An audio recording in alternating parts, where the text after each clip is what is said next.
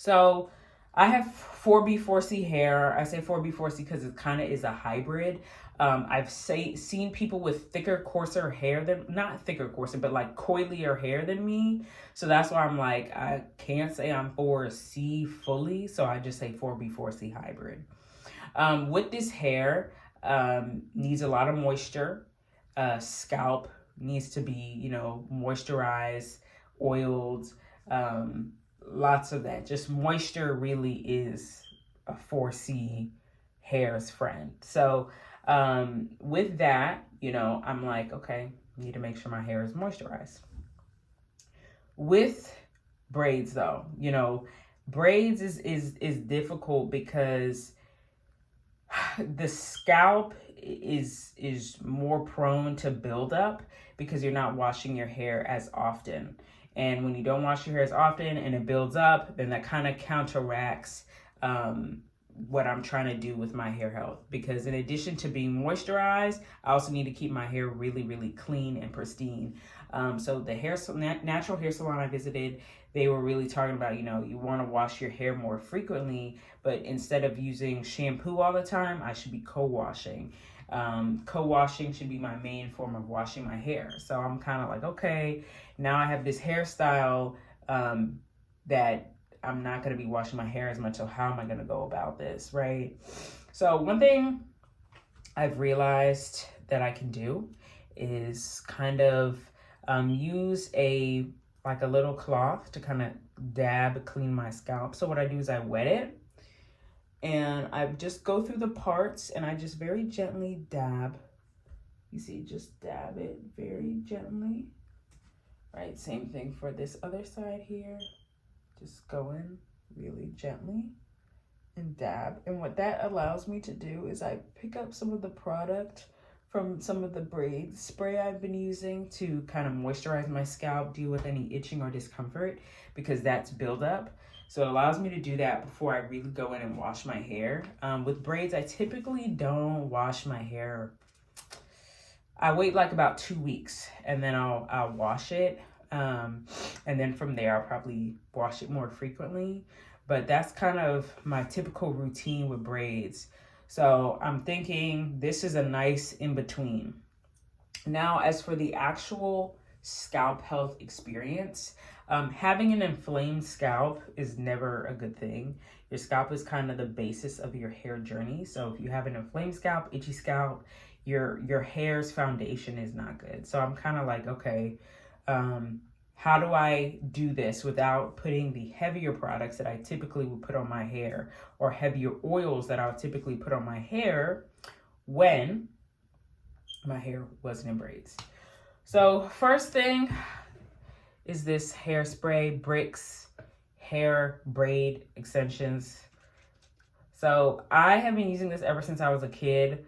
The problem with Bricks is even though it's highly effective, I hate the way it smells. I hate the way it smells. And the thing was, once you spray it a couple times, your whole head gonna smell like this. So even when your hair's like this, it's gonna smell like Bricks. Even now, it's a little faint. So what I was doing was I had this rosemary oil that I put, and I kind of put it on the actual hair so it wouldn't smell like that. It'll smell more rosemary minty. But, this is typically what I used. However, my mother suggested that I use this because she's been using this for her braids. So I used it earlier today and I really, really liked it. So I think I'm going to use this for the rest of my time. So I'll keep an update on this. But what I liked about this is it's lightweight, smells good, and it actually, my scalp felt a lot better. And it lasted a couple hours before I kind of felt some itching come back. So I'm looking forward to using this. So this might be my new go-to spray.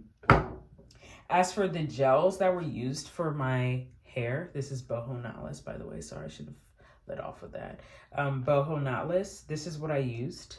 The Pure Hair Solution Product Lock and Twist Gel.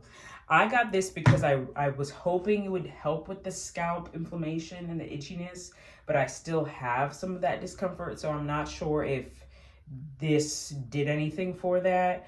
But what I liked about it is the ingredients are better than a lot of the other gels in the beauty supply. I will say this was like 15 bucks. So it is more expensive, but some of the ingredients, or main ingredient, is aloe leaf juice, which is not the main ingredient in the other ones. So aloe leaf juice, vegetable glycerin, water, multiple fruit extract, sea kelp extract,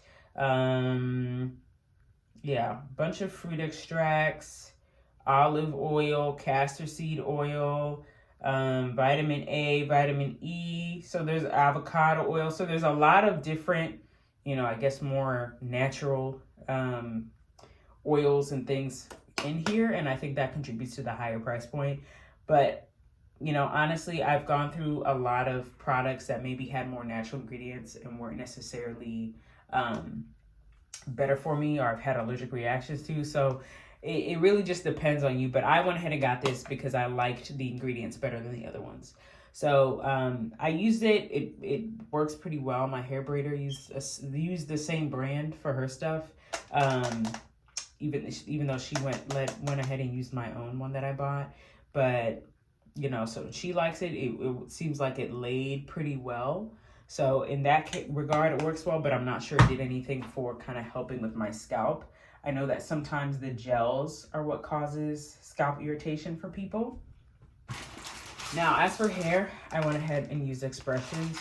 I was researching some of the more like plant-based and I don't want to say antibiotic and not antiseptic, but hypoallergenic hair braiding. And it just didn't work out in time. So that's something, maybe an experiment for next time.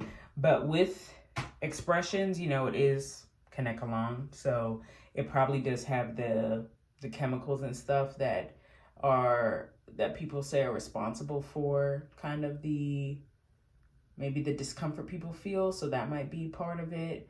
And, that's also something that kind of counters hair health, right? If it's like, I want to protect my hair, right? But then I'm using synthetic hair that might have all these other effects. So, it's kind of like balancing it, trying to figure it out, trying to figure out how I can get a similar hairstyle, but use something that isn't, hurting my head. So I think the next step for me will just be looking into the hypoallergenic braiding hair and kind of seeing how that fares next time around. But yeah, so for this time around, I'm gonna stick to kind of dabbing off the excess product and then using this lightweight oil, and hopefully, everything kind of feels a bit better, even though it feels a lot better than the first couple days. And my main goal with this is to kind of give my hair a break so that it can grow and I can actually have some new growth and retain, well, I do have new growth or else I would be bald, but retain more of the length.